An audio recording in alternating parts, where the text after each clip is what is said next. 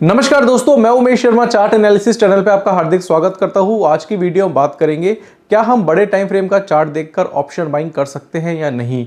आज की वीडियो में बताएंगे जो बड़े टाइम फ्रेम्स होते हैं जैसे मंथली चार्ट, वीकली चार्ट, साथ साथ हम बात करेंगे डेली चार्ट की भी। क्या इन चार्ट में जब कोई पैटर्न बनता है तो क्या हमें ऑप्शन बाइंग करनी चाहिए या फिर ऑप्शन सेल कर सकते हैं या फिर हम ऑप्शन की स्ट्रेटजी बना सकते हैं, क्योंकि इससे रिलेटेड काफ़ी सारे डाउट है जो हमारे पास आ रहे हैं। क्योंकि होता क्या है कि जब बड़े टाइम फ्रेम का चार्ट देखते हैं तो उनके टारगेट या फिर एसएल आने में टाइम लगता है, बट आप क्या करते हैं ऑप्शन बाइंग कर लेते हैं और वो भी आउट ऑफ द मनी।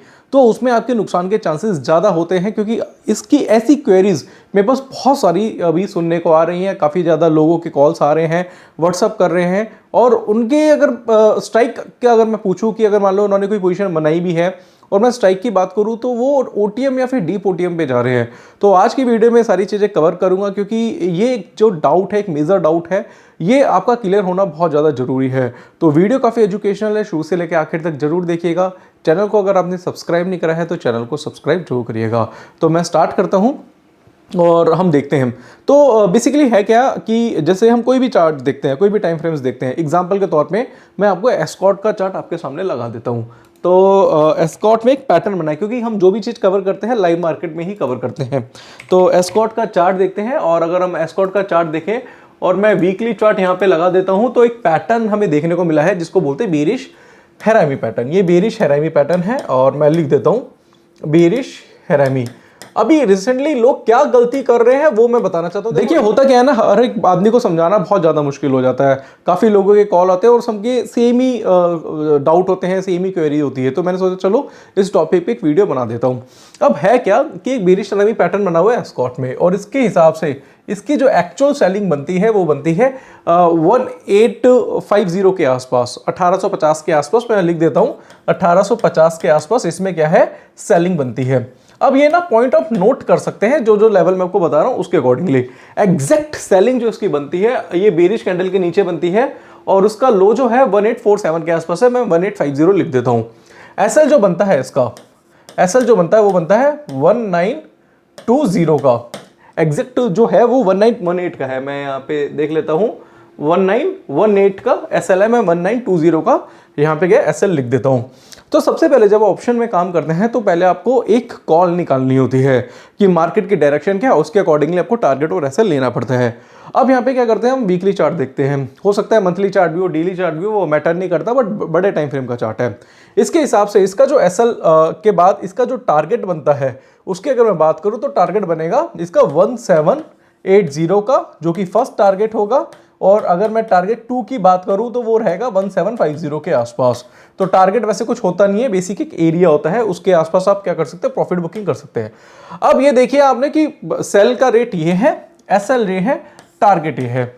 अब होता क्या है कि लोग क्या करते हैं, अब हमने रिकमेंड करा था कि भैया 1850 के आसपास सेल कर सकते हैं।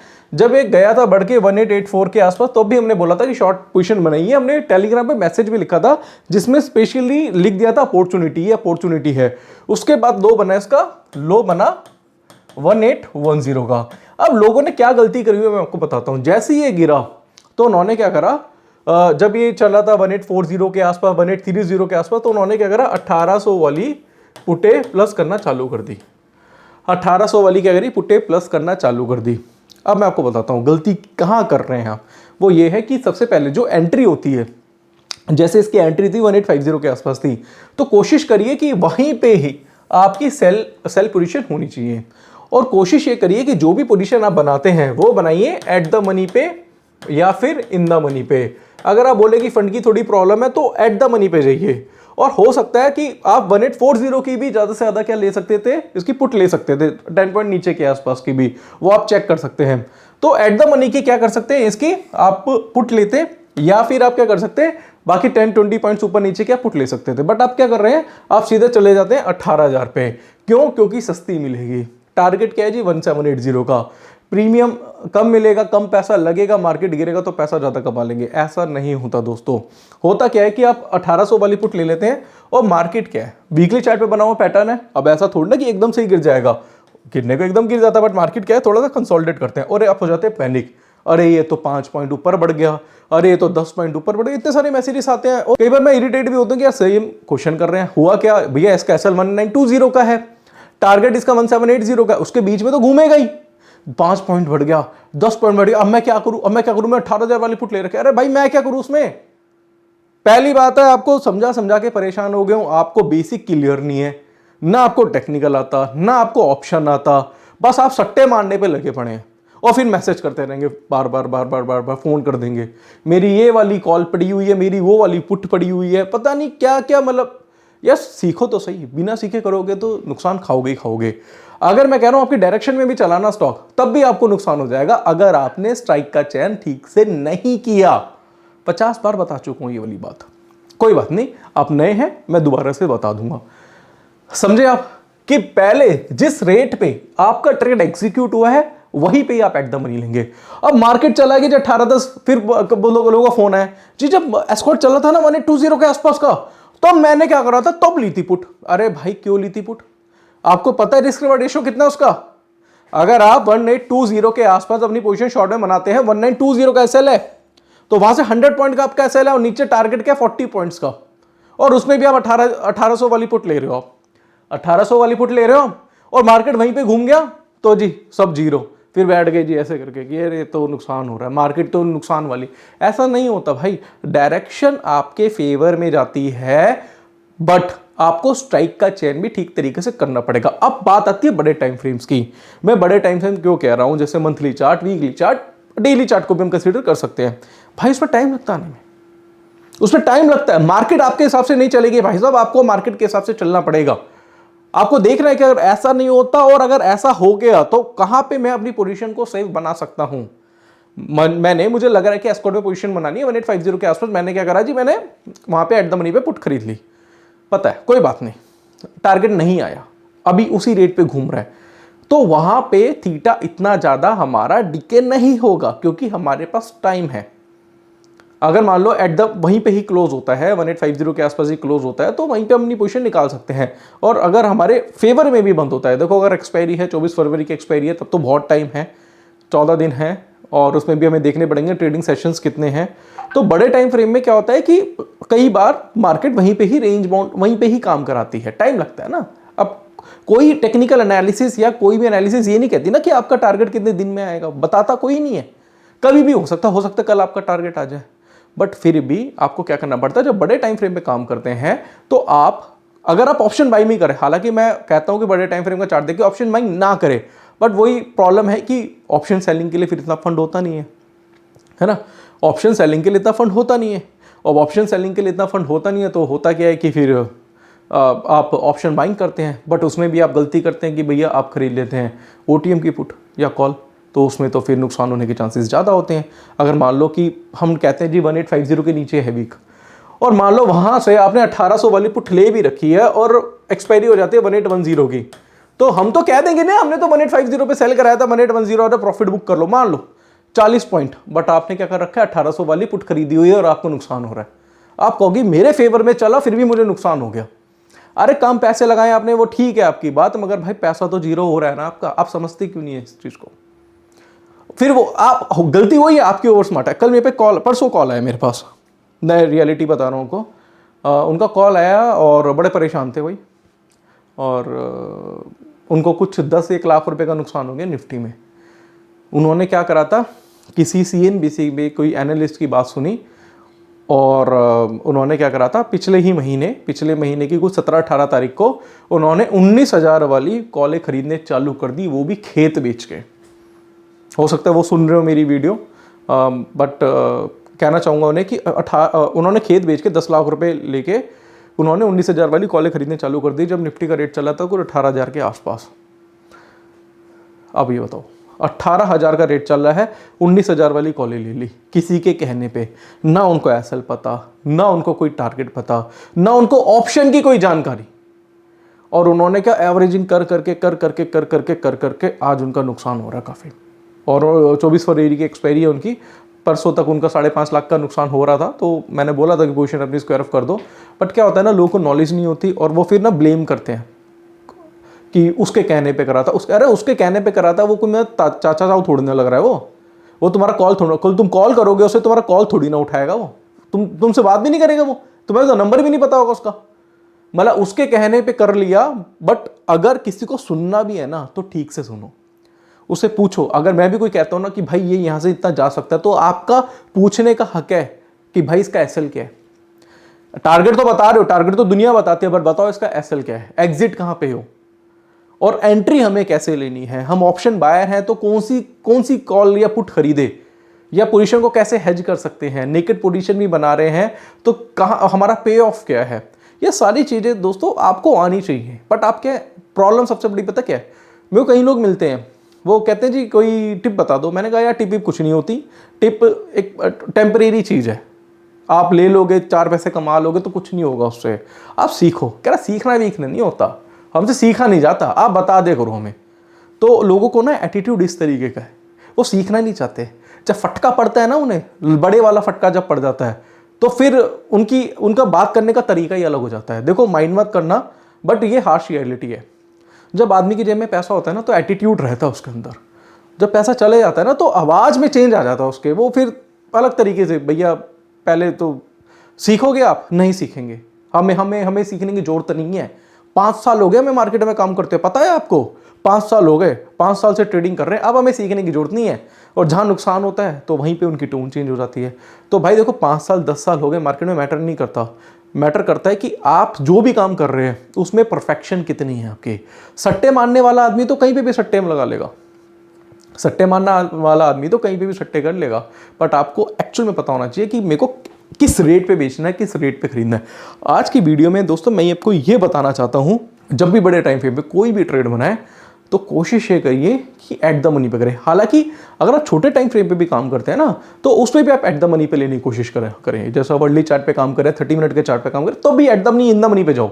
ओटीएम मेरे हिसाब से आप अवॉइड करो। और जहां पे अगर मंथली चार्ट पे, बड़े चार्ट पे, बड़े टाइम फ्रेम पे अगर आप ओटीएम लेने की कोशिश करेंगे तो आपको लॉसेस के चांसेस मेरे हिसाब से 90% है, 90% हो सकते हैं। अब आप बोलोगे कि भैया आपने तो टारगेट दिया, अगर मान लो मैं निफ्टी का 15,500 का टारगेट दे रहा हूं तो मैं आपको ये बता रहा हूं कि फरवरी में आएगा या मार्च में आएगा, अप्रैल में आएगा। मैंने कभी बताया किसी वीडियो में? नहीं बताया, क्योंकि कोई भी एनालिसिस ये नहीं बताती कि आपका टारगेट कितने समय में आएगा, कितने टाइम में आएगा, कितने दिन में आएगा, कोई नहीं बताता।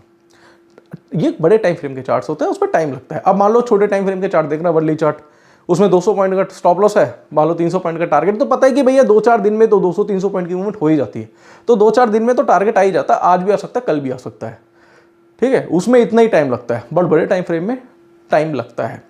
तो वही मैं कह रहा हूं, ऑप्शन बायर हो, समझ के काम करो। ऑप्शन बाइंग का भी मतलब नहीं होता कि भैया रिस्क कम है और रिवार्ड ज्यादा है, अनलिमिटेड प्रॉफिट है, लिमिटेड लॉस है। वो लिमिटेड लॉस जो होता है ना, कहने को बड़ा अच्छा लगता है, वही लिमिटेड लॉस बढ़ बढ़ के बड़ा हो जाता है जब आप एवरेजिंग करना स्टार्ट कर देते हैं। जब एक आशा में रहते हैं आपकी भाई कुछ मैजिक हो जाए मार्केट में कुछ मैजिक वैजिक जादू वादू कुछ नहीं होता। मार्केट में वो पैसा कमाएगा जो दिमाग से चलेगा, हर ट्रेड तरीके से लेगा। ये नहीं कि जब टारगेट आ चुका है, टारगेट के आसपास है, तो फिर आप पोजीशन बना रहे हो। कई लोगों ने बनाई, हिंडाल्को में कई लोग पोजीशन बनाई कि ऑलमोस्ट 300 जो टारगेट उसका दिया था वो टारगेट आ गया, और वहां पे लोग पोजीशन बना रहे हैं। वो 5 पॉइंट नीचे गिर जाए, 7 पॉइंट नीचे गिर जाए, उसके वजह से ओटीएम की क्या कर रहे हैं, पुट्टे खरीद रहे हैं। यार क्या कर रहे हो आप लोग? मतलब इतना, मतलब कई लोग मैसेज आते हैं ना तो मतलब कई बार बड़ा गुस्सा आता है, यार क्या कर रहे हो तुम, सीख के करते नहीं हो, जल्दबाजी दिखा रहे हो। भाई मार्केट बंद थोड़ी ना हो रहा है, भाई मार्केट तो चलता रहेगा। 4 दिन ट्रेड बंद करके सीख लोगे तो कुछ हो जाएगा क्या आपका? बट आपको सीखना नहीं है।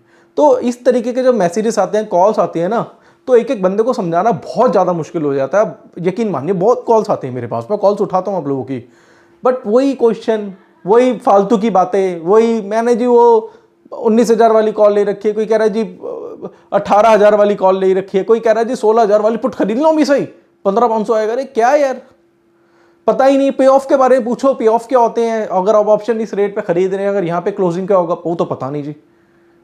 मतलब क्या कर रहे हो आप लोग? तो मैं कह रहा हूँ दोस्तों, सीख के करो। आज की वीडियो में मैं आपको थोड़ा सा अलग तरीके से समझा रहा हूँ। उसका रीज़न ये है क्योंकि जो एक्चुअल प्रॉब्लम है ना लोगों की, वो मैं बताने की कोशिश कर रहा हूँ। और मैं आशा करता हूँ आप लोगों से कि आप ये सीख लेंगे, क्योंकि यार पैसा लगा हुआ है मार्केट में, मजाक नहीं, कोई वीडियो गेम नहीं है ये कि प्लेयर मर गया तो दोबारा से जिंदा हो जाएगा, ऐसा नहीं है। पैसा चला गया ना फिर नहीं आता वो, और फिर नुकसान हो जाता है लोगों को। 8-10 लाख रुपए कैसे कवर होगा जी ये? नुकसान कर लिया 8-10 लाख रुपए का महीने 1.5 महीने में, और कवर कैसे होगा? अब पूछो ना उनसे कवर करने के लिए कितने पैसे हो जी, कवर करने के लिए तो पैसे नहीं, किसी से उधार लूंगा 50,000 रुपये। मतलब आपने 10 लाख रुपए उड़ा दिए और 50,000 रुपये किसी से उधार लेके उसका इंटरेस्ट दे के आप 10 लाख रुपए कवर करोगे? क्या बातें करते हो भाई साहब। तो ये चीज़ें ना थोड़ा समझने की कोशिश करो, सीखना बहुत बहुत ज़्यादा जरूरी है।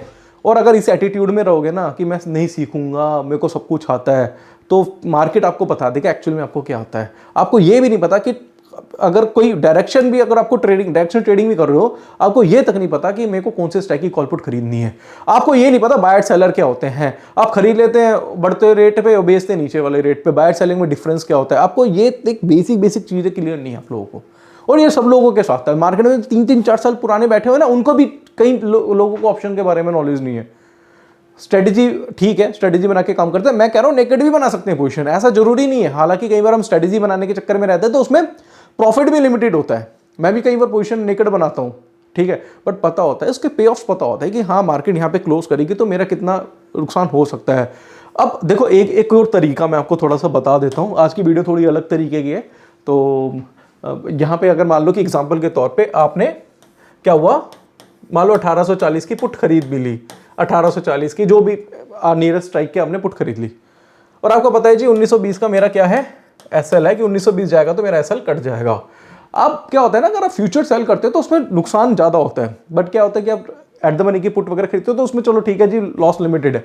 उसमें ये होता है कि चलो ठीक है जी 1860 पे भी क्लोज करेगा तो भी वैल्यू आपकी 0 हो जाएगी, कोई बात नहीं। बट होता क्या है कि जब आपके फेवर में चलती है ना चीजें, तो उसके हिसाब से आप पैसा भी उस हिसाब से बना लेते हैं। बट दूसरी चीज, अब मान लो कि 24 फरवरी की एक्सपायरी है और मार्केट चला गया जी 1870 चला गया, 1870 चला गया, तो वहां पे आप एवरेजिंग भी कर सकते हैं, क्योंकि वहां पे क्या है, आपका लॉस क्या है, जो आपका लॉस है यानी कि स्टॉप लॉस है वो बहुत ही पास में है, और यहाँ पे प्रीमियम कम हो जाएगा, थोड़े से कम हो जाते हैं यहाँ पे।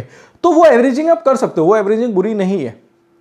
कि एग्जाम्पल के तौर पे आपने किसी रेट पे बेचा और आपके स्टॉप लॉस के पास जा रहा है, तो उस रेट पे आपने क्या करा, एवरेज कर लिया, तो क्या होता है उसमें प्रीमियम बहुत कम होता है, उसकी प्रीमियम क्या होता है, बहुत कम होता है, बट एकदम से आपके फेवर में जाता है तो वैल्यू क्या हो जाती है, एकदम सही रेट पे आपकी एवरेजिंग भी हो जाती है, कोई बुरी बात नहीं है उसकी। जो मान लो आपने कोई चीज़ मान लो प्रीमियम लिया है 20 रुपये पे, ये अब मार्केट यहाँ चला गया, आपके स्टॉप लॉस के पास वो वैल्यू रहेगी मान लो 10 रुपये के आसपास, तो आपने 10 रुपये पे खरीदा, 20 रुपये खरीदा, जैसे ही मार्केट आपके फेवर में आया 15 क्या है आपकी एवरेज है, तो वहाँ पे आपकी एवरेजिंग में अच्छी तरीके से हो जाती है, और मार्केट बिल्कुल आपके डायरेक्शन में चलता है, ट्रेडिंग यानी कि आपके टारगेट के पास जाता है, तो वही वैल्यू 20 रुपये, 25 रुपये, 30 रुपये हो जाती है, तो 2 लॉट आपके 15 रुपये पे हो जाते हैं, जिसमें आप बड़ा पैसा भी कमा लेते हैं। कोई बड़ी बात नहीं है मार्केट से पैसा बनाना, बट वही है कि आपकी जिद कि सीखना कुछ नहीं है। तो कहना चाहूँगा सीखना बहुत ज़्यादा जरूरी है, और अगर आप सीखना चाहें तो आप क्या कर सकते हैं, आप हमारी जाइए वेबसाइट पे, वेबसाइट है www.chartanalysis.co.in, वहाँ पे जाइए, वहाँ पे जाके आप क्या कर सकते हैं, हमारा टेक्निकल एनालिसिस का कोर्स परचेज कर लीजिए। टेक्निकल एनालिसिस का जो कोर्स है उसकी फीस 7,999 रुपये है। 8,000 रुपये भी नहीं होंगे आपके पास, तो है ना, मार्केट में 80-80 हज़ार रुपये लगा देते हैं, 8,000 रुपये भी नहीं होंगे आपके पास, जिसमें 28 वीडियोस हैं, 10 आवर्स का कोर्स है, जिसमें कैंडलस्टिक, चार्ट पैटर्न, इंडिकेटर, डाउ theory, LED whip theory, time frame का कॉम्बिनेशन, डिमांड सप्लाई साइकोलॉजी समझाई हुई है प्राइस एक्शन के साथ। टेक्निकल आपकी हेल्प करता है, कब बाय करना है, कब सेल करना है, क्या स्टॉप लॉस होना चाहिए, क्या टारगेट होने चाहिए, सारी चीज़ें आपको बताता है। और इसके बेस पे मैं आपको गारंटी दे सकता हूँ, जो हमने कोर्स में कराया है उसमें एक्यूरेसी आपकी 70 से 80% हो जाएगी। मैं प्रूफ करके आपको दिखा सकता हूँ। हमारा गोवा में जो प्रोग्राम है ना, वहाँ पे मैं प्रूफ करके बताऊंगा कि टेक्निकल एनालिसिस की एक्यूरेसी 80% कैसे निकाली जा सकती है। हमारे गोवा में प्रोग्राम है, काफ़ी लोग आ रहे हैं, आप भी आना चाहे तो आप भी आ सकते हैं। उसकी डिटेल आपको टेलीग्राम चैनल पर मिल गई होगी। दूसरा, आप ऑप्शन सीख सकते हैं। ऑप्शन की फीस 11,000 रुपये है, जिसमें 59 वीडियोज़ हैं, और ये 15 आवर्स का कोर्स है, ये भी आप डाउनलोड कर सकते हैं, या फिर आप टेक्निकल और ऑप्शन का क्या कर सकते हैं, कॉम्बो भी परचेज कर सकती है। ये वन टाइम इन्वेस्टमेंट है, और ये इन्वेस्टमेंट करनी बहुत ज़रूरी है अगर आप मार्केट में टिकना चाहते हैं, बड़े ट्रेडर बनना चाहते हैं। दूसरी चीज़, 2-3 चीज़ें हैं और जो बतानी है वो ये है कि इसमें आपको टेलीग्राम चैनल मिलता है, हमारा पर्सनल टेलीग्राम चैनल, संडे के वेबिनार्स। कोई डाउट है, कोई क्वेरी है तो मुझे कॉल करके पूछ सकते हैं। एक्चुअल में टेलीग्राम चैनल क्या है वो उसके बारे में थोड़ा सा बता देता हूँ आपको मैं। टेलीग्राम चैनल ये है कि एक तो हमारा पब्लिक चैनल है, इसको आप ज्वाइन कर सकते हैं, इसका लिंक नीचे डिस्क्रिप्शन पे है। जैसे कि आज आपको बताया था, मॉर्निंग में मैसेज करा था बायोकॉन का, तो बायोकॉन जब चल रहा था 408 रुपये के आसपास बोला था कि भैया बायोकॉन को बेच के चलो, छोटा सा एसएल था इसका, तो मैं बायोकॉन का चार्ट भी आपको दिखा देता हूँ। ये सारी चीज़ें ना आपको हमारे टेलीग्राम चैनल पे मिल जाती हैं। बायोकॉन का चार्ट मैं आपको दिखा देता हूँ। ये देखेंगे आप बायोकॉन का चार्ट, ये वर्ली चार्ट मैंने आपके सामने लगा दिया।